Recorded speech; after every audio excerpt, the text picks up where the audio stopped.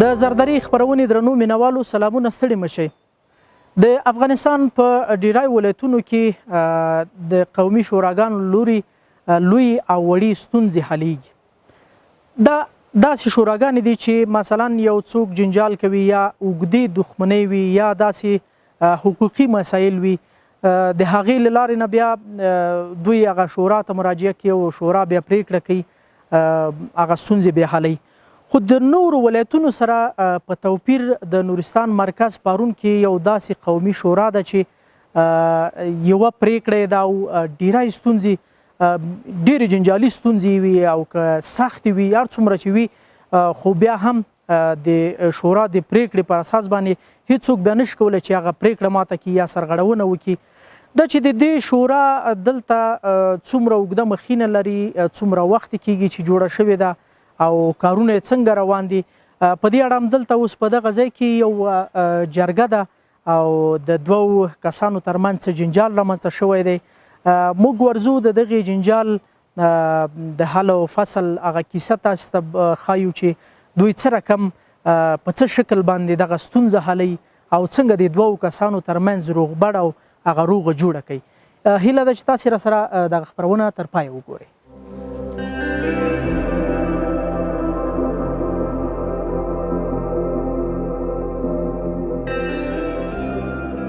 نورستان کې قومي شورا. د شورا دا دود له هغه وخته دلته جوړ شوی کله چې نورستان د کافرستان په نوم یادېده او هغه وخت دلته خلکو د اسلام دین نه و قبول کړی. د کفر پر مهال دا خلک همداسې په یو اتفاق راټولېدل او د شورا له پریکړې بچا سرغړونه نشوه کولی. موږ د نورستان مرکز پارون ایس ټي وي کلي ته راغلي یو چیرته چې د دوو کورنیو خپلمنځي شخړه رامنځته شوې وه او دلته یې دغه شورا کې ورته د حل لار لټوي. د پارون د قومي شورا غړی مولوي دین رحیم را سره د دې شورا پر جوړښت غږېدلی. پارون په دې منطقه کې دا د پخوانه داسې یو نظم او اتفاق او ورورولي د جهالت د دور لکه امیر عبدالرحمن دور نه مخکې خو دا کافرستان او نورستان وروسته وشو، نو هغه وخت هم دغه شپه کلي چې موږ پارون په نامه یادوم دغه په د سیده دره کې پراته دي، دا ټول په دې یو اواز باندې پاڅېدل او یو اواز باندې به کېناستل. کوم دشمن یا یلغرګل چې بیرون راتل نو په اتفاق ډول باندې چې دی هغه دفاع کېدل. نو دا چې وروسته را روان شو اسلام راغی. په اسلام کې خو هغه مخکینی کوم اتفاق هغه لا پسې قوي شو، پیاوړی شو. مولوي صاحب عبدالحی رحمه الله هغه یو ښه فکر سره راغی، هغه یو کمیټه ایجاد کړه. کمیټه کې چې دی کمیټه په راس کې چې دی یو رئیس تعین کړه، هغه سره چې دی شورا عضوه او منشیان او دغه مالی خلک او دغه سینور نغچیان دا یو نظم یې برابر کړ. نو دلته یو ښه نظر داغه یو دکان ولسی په نامه یا کمیټه په نوم یو دکان ساز کړ. دغه دکان کې خلک داسې مفت یعنی بغیر د کم مزدوري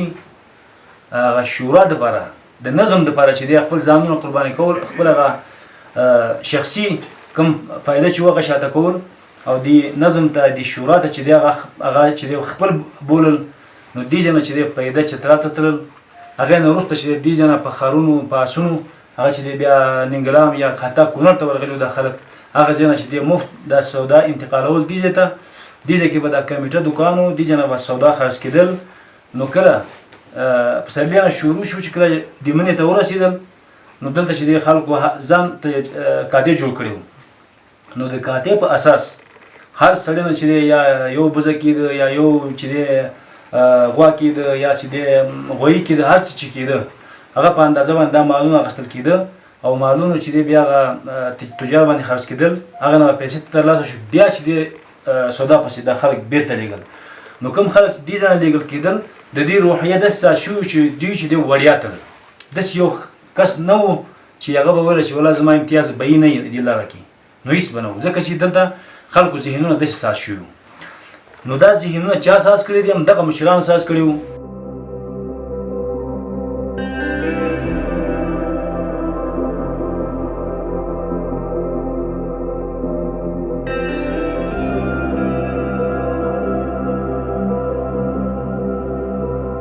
په دې عمومي شورا کې شپږ کلي شامل دي چې بیا هر کلی ځان ته کوچنۍ شورا لري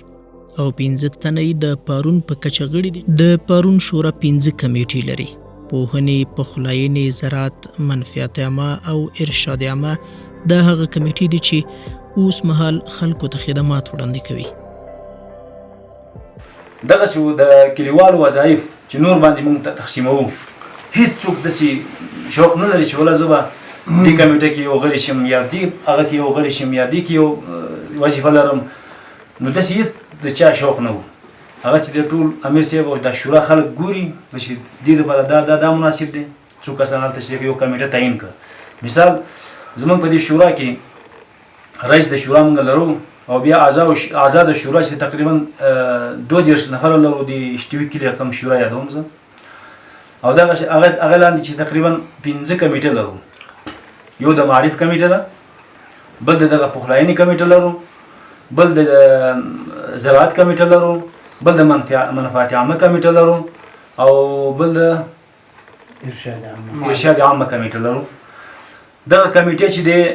خپل وظایف باندې خپل هغه لایحه وظایف لري، خپل د ترتیب شوي دي، هغه په توجیه کېږي په هغه باندې، هغه بیا مطالعه کوي خپل کارونه باندې، هغه کارونه مخې ته وړي. که چېرته احیانا یو کمیټه ده دغه کمیټه هم اړ شي ضرورت شي نو دین هم کومک اخلي او بل کمیټه ته ضرورت شي هغه هم کومک اخلي او بیا امیر صاحب جمعه یا 2 جمعه بعد هغه نه راپور غواړي تا ته دومره وظیفه سپارل شوې پلان کې تاریخ پورې تاسې کړی دي، هغه راپور لیکلي شکل باندې ورکوي. نو دلته شورا خلک ناست دي دا ټول د دې راپور اوري بیا تصمیم نیسي چې والله د دې راپور صحیح و بریالي دی او که چېرته راپور کې لږ پاتې و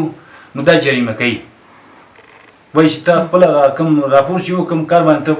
دغه کامیاب نه شوي د کمیټې والا جریمه کوي او کمیټه والا جریمه کېږي بیا جریمه هغه بیا شورا ته څومره مناسب چې وو. نو دا کارونه موږ په داسې شکل ځو او په دې سلسله کې د امیر صاحب او دغه شیان ته د شورا عضوه دا ټول خلک راجمع شي نو مجموعا ټول د خلکو ذهنونه یا فکرونه داسې وي چې موږ د ولس ته څه وکړو. تقریبا د هر کلي نه دغه شپږ کلیو 15 اعضاوې لري. هغه هر کلي شورا نه چې کوم مشر دی هغه موږ انتخابول ته او بیا هر کلي چې ځان ته شورا لري. لکه مثال ما اشتیو یاد کړ دلته 22 نفره لرو نو دغه 22 نفرو کې 15 نفر داسې چې هغه بیا منطقه په سطحه عضو دي هغه او دایمي څنګه چې هغه پریکړه کوي بیا دا پریکړه راځي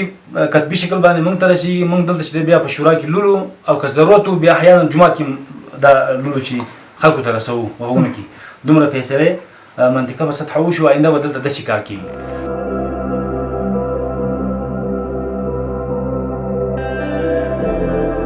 د دې شورا ټاکنې په څه ډول کېږي او هغه 15 کسان چې مرکزی شورا ته معرفي کېږي باید کومې ځانګړنې ولري؟ مولوي دین رحیم یې په اړه معلومات راکوي. دا ټاکنه یو منطقه په سطحه دی، یو په کلي په سطحه دی. اول زه غږیږم په دې کلي سطحه باندې موږ ټاکنه داسې کوو. اول شورا کېني دلته د انتخاباتو کمیسیون جوړوي 15 نفره یا 6 نفره دې ته کلي واک ورکوي چې لکه موږ نه یو څه ډول چې تاسو جوړوئ دا امارت جوړ کړئ. دا 6 نفره دلته خپل منځ کې کېني نو دلته چې دی هغه خپله یو 4 نفره داسې وړ نفر چې هغه لایق وي یعنې خبره والی قلم والی هغه ګوري چې دا څه راشي او اخلاص هم ګوري منځ کې دا چې راشي د کلي لپاره فایده دی دا کسان انتخابوي یو 4 یا 3 یا څومره چې انتخاب کړي نو دغه بیا جومات مونږ چې وشي قد په خطا باندې خلک ناست دي دلته به هر چا سره لیست دغه 6 نفره په دې هر صف کې ودرېږي هر چا ته ورغې ته چا ته رایې ورکوي وایي چې دا 15 نفر خو تعیین شوي دي که نه ها بالاخره یو نیم ساعت هلته کېنول کېږي بیا د کمیسیون والا کښېني نتایج راوباسي زر چې دا دومره رایې دا دومره رایې دا دومره رایې چا چې اول رایې ګټلې هغه امیر شو چا چې دویم دی هغه معین شو تا دریم دی هغه دریم معین شو هغې نه هېڅ دوه نور کسان پاتې شو که نه دا چې ډایرکټ شورا عضوه کېږي دا بیا او کله چې دا امارت تعیین شو دلته د امیر صاحب ودرېږي على المحضر په جومات کې تقریر کوي په خلکو باندې وینا کوي خپل هغه علمي څه چې لري هغه به وایي چې د اطاعت په موضوع کې داسې نو بالاخره تقریر چې کله خلاص کړ جومات د ودرېږي هر څوک ورځي هغه لاس ورکوي چې باید کوم ستا خبره زمانم هر څنګه چې بیا راوځي هر څوک کله چې جومات خالي شو نو دا 15 نفره کېني دلته یو څو کسان انتصابي په شورا کې نیسي خپل هغه اوس 15 کسان خو مخکې دوی دي دغه انتصابي چې نیسي دا کم کسان نیسي دا داسې کسان نیسي چې لکه مخکې نه سابقه کاران دي تجربه کاران دي هغه رانیسي دلته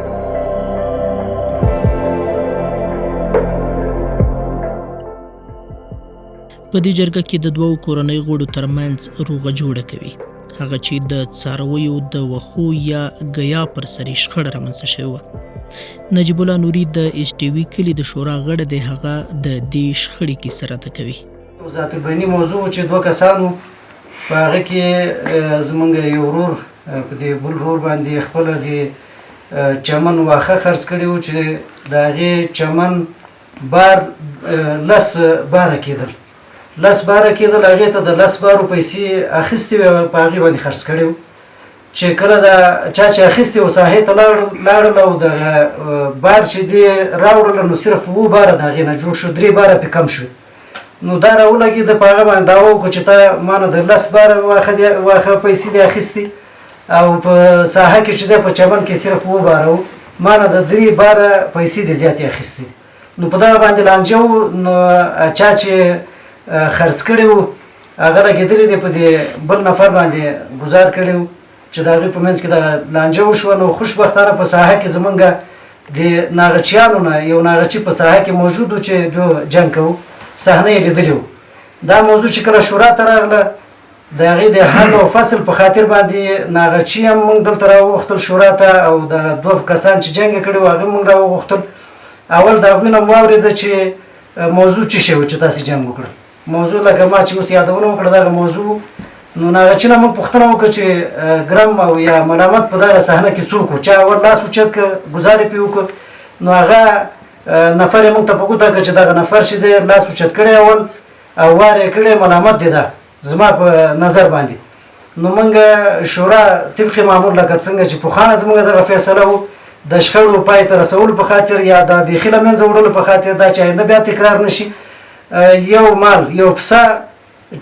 اول چې څوک ګزار کوي په هغه باندې ناغه دی نو دغه شورا نن هم په دغه باندې بیرته فیصله وکړه چې چا چې اول ګزار کړی هغه به یو مال ناغه ورکوي شورا ته او شورا له طرف نه 2 سپین ږیري وټاکل شو چې ساحې ته به ځي هغه چمن به ګوري دوی چې څومره واښه راوړي دي او په کوم ځای کې دي د هغې اندازه به اخلي که رښتیا کم و 3 باره به ورته نور پوره کوي او که پوره و هغې دروغ ویلي وو نو بیا هغه ملامت دی چې شورا بیا څه تصمیم نیول هغوی به خپله تصمیم نیسي او نور چې دی خپله جوړه په دغه ساحه کې وکړه چې آینده بیا داسې کومه موضوع تکرار نشي کومه جنجال بیا تکرار نشي تاسې په زړه کې چې شی ونه ساتئ نو په دغه باندې فیصله وکړه نن دا شورا د مرکز پرون په 6 کلیو کې د شخړو د هواري ترڅنګ د بیا رغونې کارونه هم ترسره کوي د شورا د تیر حکومت پر مهال د بیا رغونې برخه کې په ټیکاداري پروژې اخیستې او بیرته به د ولس په خدماتو مصرف کېدلې د زرداری د خبرونې درنو مینوالو تاسې ولیدل د مرکز پرون په ایس ټي وي سیمه کې د قومي شورا هغه پریکړه چې د 2 اشخاصو ترمنځ کوم جنجال رامنځته شوی و د هغوی فیصله هم تاسې ولیدله او د دې ترڅنګ د دغه قومي شورا پر جوړښت باندې هم تاسو ته معلومات وړاندې کړل شو چې دا څومره اوږده مخینه لري. هغه وخت چې نورستان د کافرستان په نوم باندې یادېده د هغه وخت نه دغه شورا جوړه شوې ده او همداسې په ترتیب سره تر اوسه پورې همدغسې ژوندۍ ساتل شوې ده او لوی او وړې فیصلې په همدغه شورا کې کیږي. نو له تاسې ډیره مننه. خوشحاله اوسئ. تر بلې خپرونې د الله په امان. پژواک خبری آژانس د پیښو ریښتینې هنداره